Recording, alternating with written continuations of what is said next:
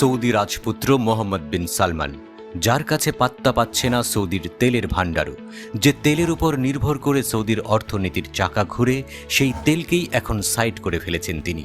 কিন্তু কেন? তেলের বিকল্প কি অন্য কোনো গুপ্তধন খুঁজে পেল সৌদি আরব? সৌদির গুপ্তধনটি হল হজ ও উমরা।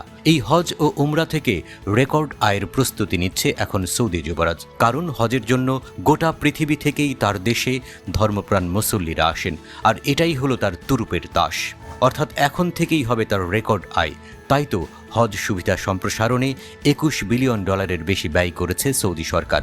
সৌদি আরব 2019 সালে মক্কা ও মদিনায় হজ এবং উমরাহ থেকে $12 বিলিয়ন আয় করেছে এবং সেটিকে $30 বিলিয়ন উন্নীত করার লক্ষ্যই নির্ধারণ করা হয়েছে।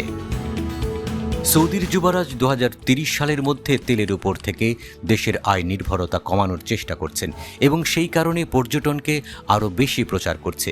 সেই ধারাবাহিকতায় 2023 সালে সৌদি আরব বিশ্বব্যাপী পর্যটন ক্ষেত্রে প্রথম সারিতে নাম লিখিয়েছে। এর পাশাপাশি জাতিসংঘের তালিকায়ও স্থান পেয়েছে। সূত্র বলছে, সৌদি আরবে পর্যটকের সংখ্যা 56% বেড়েছে। সেখানকার এই সাফল্য UN ওয়ার্ল্ড ট্যুরিজম অর্গানাইজেশন সহ একাধিক সংস্থার কাছেও প্রশংসিত হয়েছে। সৌদি আরব 2023 সালের মধ্যে 10 কোটি অভ্যন্তরীণ এবং আন্তর্জাতিক পর্যটক পাবে বলে অনুমান করা হচ্ছে, আর এই বিষয়টিকেই সৌদি আরবের নীতির একটি বড় সাফল্য হিসেবে বিবেচনা করা হচ্ছে।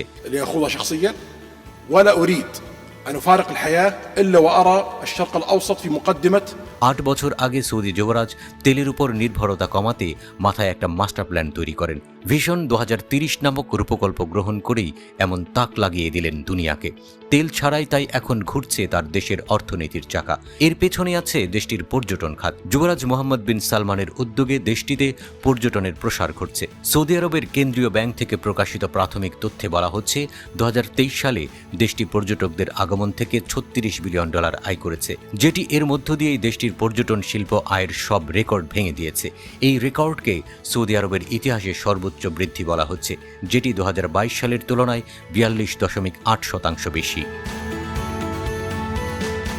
শোনা যাচ্ছে ক্রমেই সৌদির তেলের ভাণ্ডার খালি হয়ে যাচ্ছে। তাই তো পর্যটন খাত দিয়ে জ্বালানি তেল নির্ভর অর্থনীতি থেকে বেরিয়ে আসছে দেশটি। সৌদি অর্থনীতি ও পরিকল্পনা মন্ত্রণালয়ের তথ্যমতে 2023 সালে স্বাস্থ্য, শিক্ষা ও বিনোদনের মতো সামাজিক পরিষেবা খাতে 10.8% বৃদ্ধি নথিভুক্ত করা হয়েছে। এরপর রয়েছে পরিবহন ও যোগাযোগ খাত। এক্ষেত্রে 7.3% প্রবৃদ্ধি হয়েছে।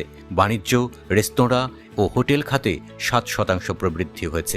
এছাড়া গত 2 বছরে ঐতিহাসিক বৃদ্ধি ঘটেছে পর্যটন খাতে, যার প্রভাব পড়েছে পরিষেবা খাতেও। এই খাতে 319% বৃদ্ধি হয়েছে।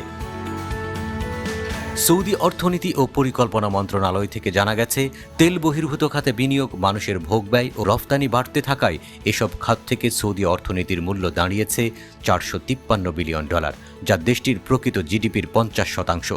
সৌদি আরবের যুবরাজ এখন দেশে পর্যটনের প্রচার করছেন। এই কারণে অনেক নীতিগত পরিবর্তন আনা হচ্ছে, যা মুসলিম দেশগুলোকেও অবাক করেছে। সৌদিকে ইউরোপে পরিণত করার প্রস্তুতি নিচ্ছেন বলেও ঘোষণা দেন যুবরাজ।